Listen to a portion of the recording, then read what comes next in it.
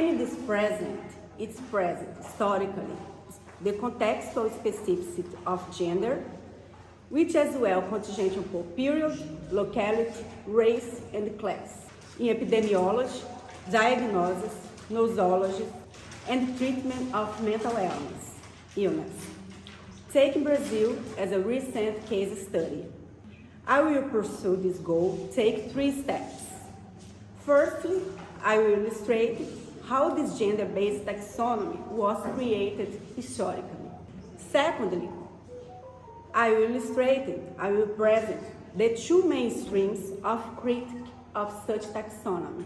And finally, I will present the Brasilia case as an example of this overall history. Foucault's Histoire de la Folie, a Lege Classique, and Pessotti, Isaías Pessotti, he's a Brazilian, in his book, A Loucura e Suas Épocas, are good example of critical stories of the concept of madness, where the gender bias, what is counted as mental illness, is everywhere underlining the main narrative, but it's not explicitly explored by the authors.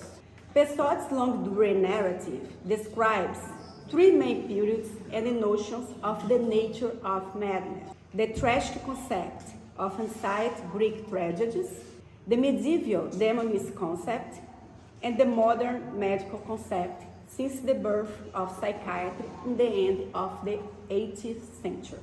In any case, the nature, causes, and concept of mental illness are gender biased, as it assumes an invoice concept of feminine nature or femininity as opposed to masculinity.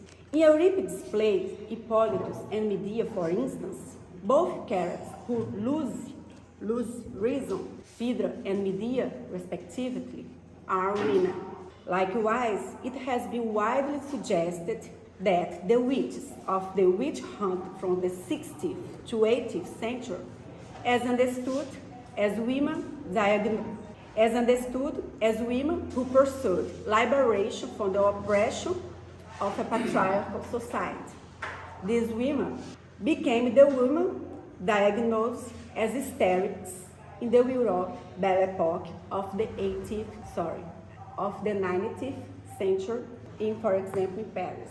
In fact, as Gerda Lerner has convincingly shown in her book, The Creation of Patriarch, the almost uniform feature of this Longue-Durée narrative is the patriarch.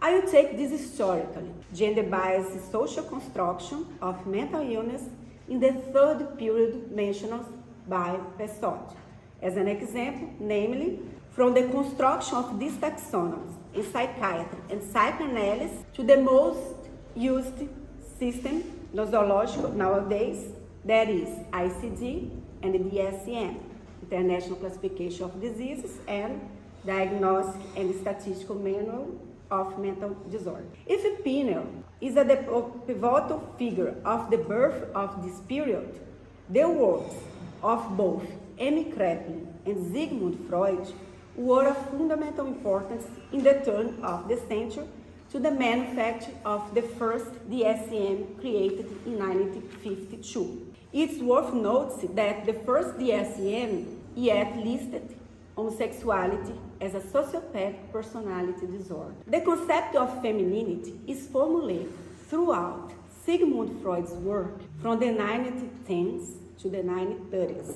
In the 3rd essay of the 3 essays of theory of sexuality, Freud makes little difference between the formation of the female nature of the male nature. His 1995 theory of child sexuality was first reversed with the introduction of the theories of narcissism, the text on narcissism, an introduction, and libido, instincts and their vicissitudes. In these 2 articles, the distinction between object libido, which is the subject loves the person who assists or protects him, and ego libido, in which the subject loves an object shaped by his love for himself. And Adams define a fundamental difference between the development of boys and girls. The concepts of femininity and masculinity are shaped, in this case, by the object choice at this stage of development, namely, of the passage from narcissistic love to object love. The anatomical difference between boys and girls, seen through the prism of these categories of psychoanalytic development of children and adolescents, resulted in the oppositions between castration complex and penis envy, as distinct vicissitudes that boys and girls go through in their development. Among the main tests of this construction are the infantile genital organization, the dissolution of the Oedipus complex, and some psychical consequences of the anatomical distinction between the sexes. Posterity has interpreted Freud's conviction of the influence of the lack of a penis in the configuration of femininity as an expression of the pervasive misogyny of his time. Freud himself promoted debates as he built up his theories. The first debate on the concept of femininity took place between Freud and his disciples, women, such as Karen Horney, who challenged his theory of penis envy as early as in 1920s and 1930s. The thesis of penis envy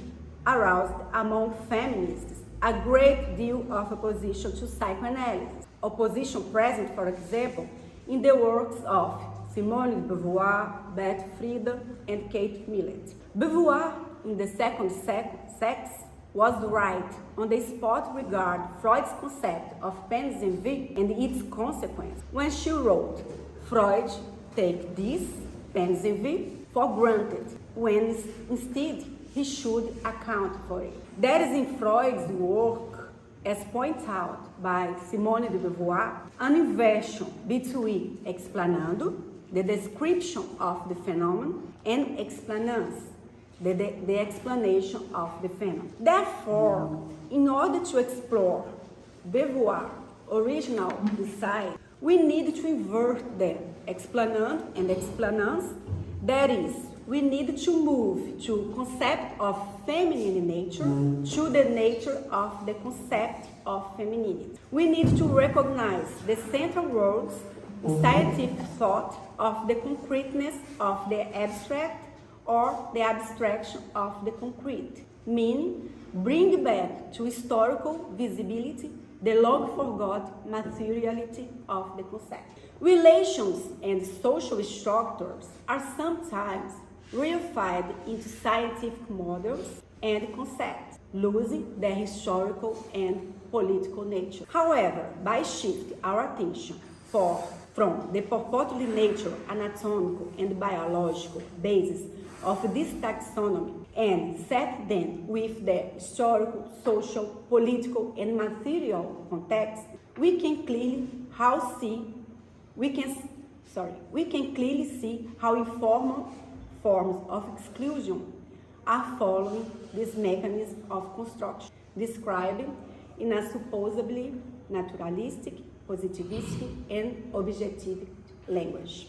The social roles of men and women are revealed in the very classification of psychiatric pathology throughout the seminar psychoanalytic literature. For example, obsessive neurosis is usually associated with men, as well neurasthenia. Hysteria is usually associated with women. We find a clear division of labor present in these diagnosing taxonomies. Masculine nature is associated with activity, the mind, the public sphere, and the workplace, whereas feminine nature is associated with passivity, the body, the private sphere, and the household, as epitomized by the German expression Kinder, Küche, and Kisch. I would like to point out two main streams of critique of such taxonomies, coming from, first, the feminist movement and epistemology, and the anti-psychiatric movement.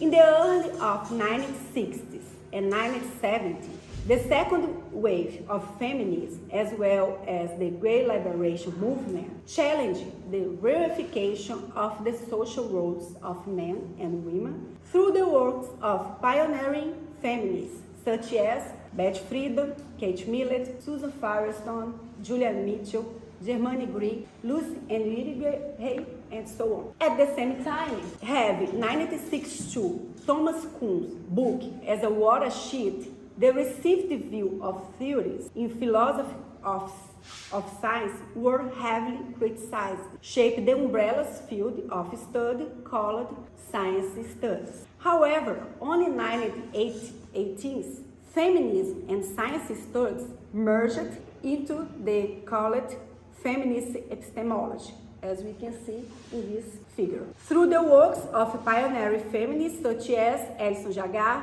Evelyn Fox Keller, Sandra Harding, Londa Schimbiger, Donna Haraway, these women challenged the main concepts underlying the justification of scientific knowledge, such as objectivity. Vanesco Zanello, who is a psychologist from Brazil, is the one of the main scholars today who has been working with mental health in Brazil under the perspective of gender. Moreover, also in early 1960s and 1970s, by means of seminal works by Michel Foucault, Erving Goffman, Ronald Lang, Franco and Franca Basaglia, Thomas Sess, and David Cooper, the so-called anti-psychiatry movement gained momentum, criticizing psychiatric taxonomy, institutions, and treatments, and objected the supposed reliability of psychiatric diagnosis. In Brazil, Nise da Silveira was a pioneer in his humanization of treatments and institutions of mental health in Brazil. The new mental health reforms promoted in Brazil by the anti-psychiatric movement helped to abolish in 1980 a psychiatric hospital founded in 1993 located in Barbacena, Hospital Colônia, whose name became known as the Brazilian Holocaust. Finally, I would like to briefly outline how this gender-biased socially and politically situated concept of nature, etiologies, diagnosis, and nosology of mental illness took place in Brazil, specifically in our recent story. As well laid out by Zanello's book, this dichotomy, feminine, masculinity, has been historically reaffirmed in tandem by the church, the state, and the medicine of the each time.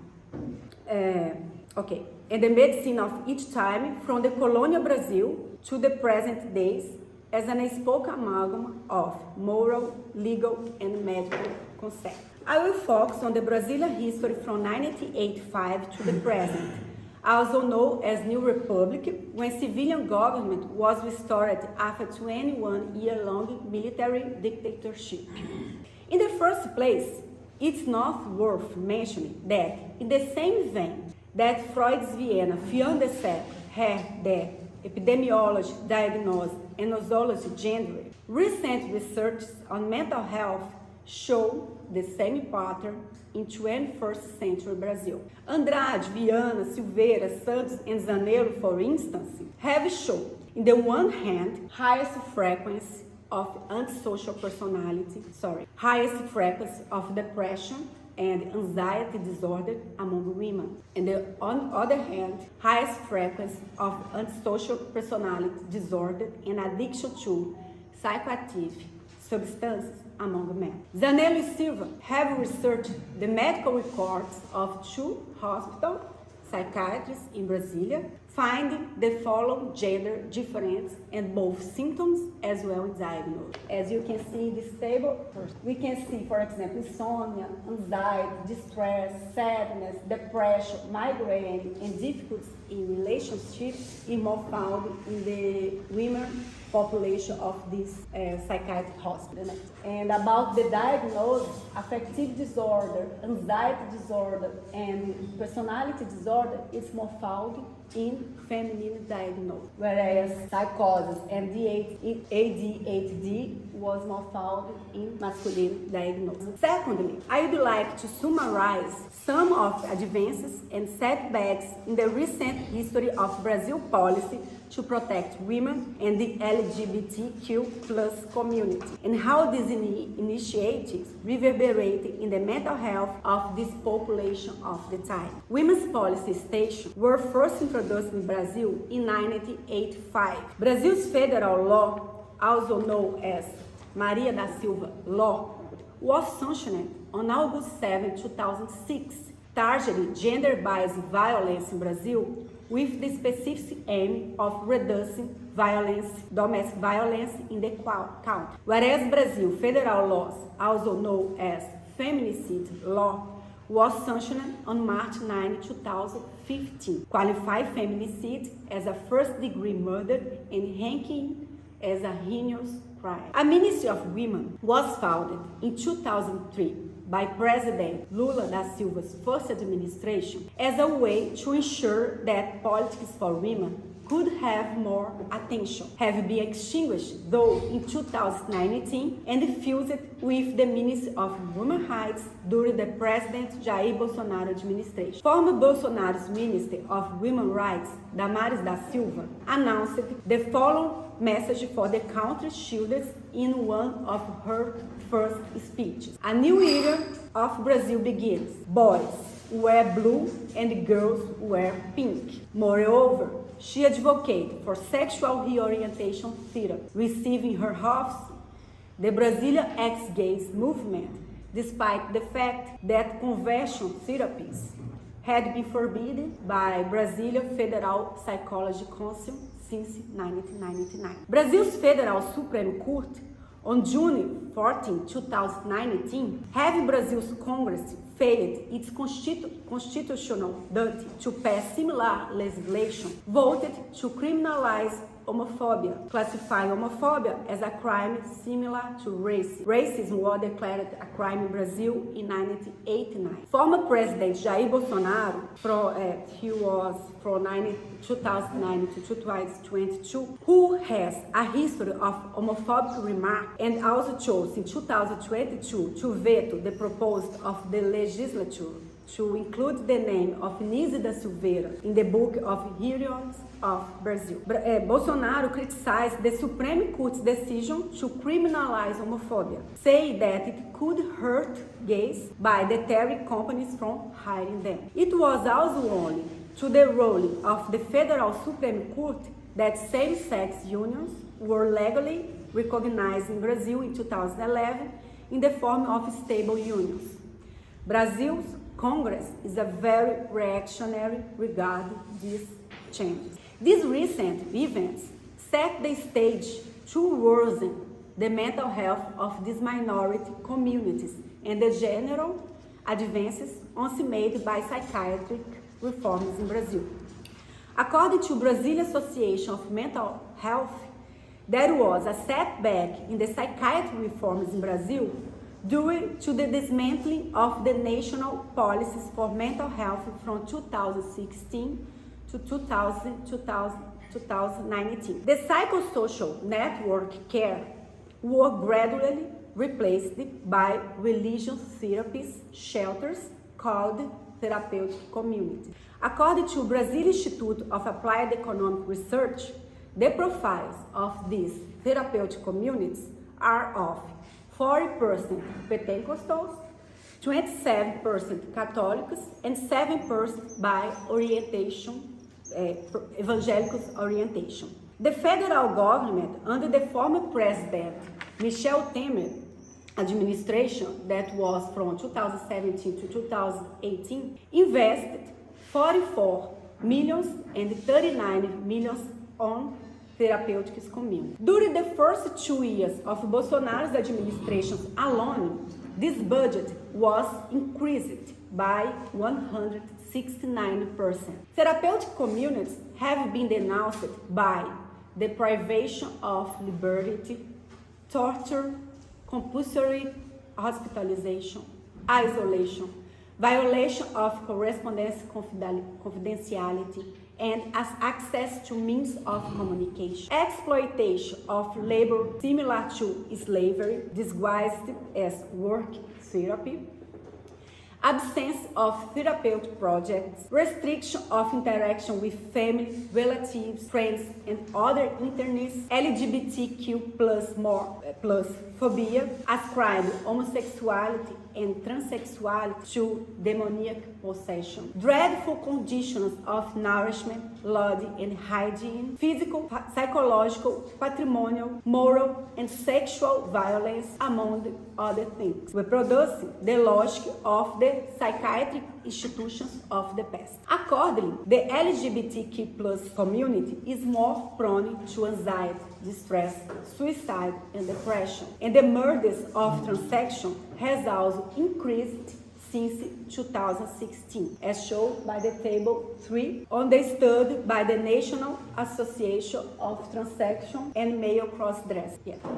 This is our graph that we can show how this model of transactions and transsexuals and increased in this period after 2017. I don't know if you know, in 2016 we had a coup of stage that destituted Dilma Rousseff, our former president, from the government, and after that we had the reactionary government after 2017. Similarly, according to the Anuário Brasileiro of Segurança Pública, domestic violence almost doubled between 2018 and 2021. Sexual harassment increased in 17%, whereas feminicide and sexual abuse skyrocketed. Feminicide in Brazilian state of Rondônia also increased in 225%. As shown by the table 4, Bolsonaro's administration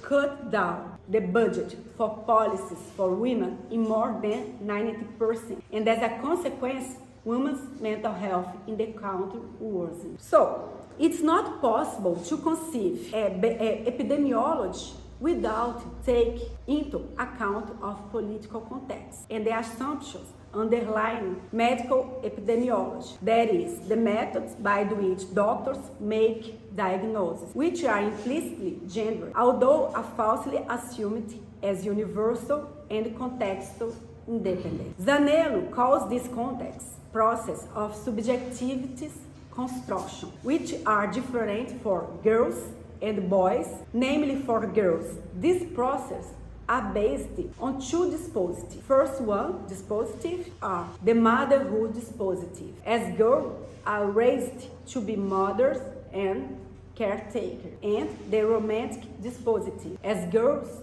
are raised to expect and obtain a good marriage. And for boys, it's different. For boys, it's based on an efficient dispositive, both sexually speak as well, professionally and economically disposed. In a nutshell, it's not possible to consider overall diagnosis as gender neutral and free of the context. We hope to compare and contrast this data found in the Brazilian context with the data available for Central Africa sub-region. Thanks so much for your attention.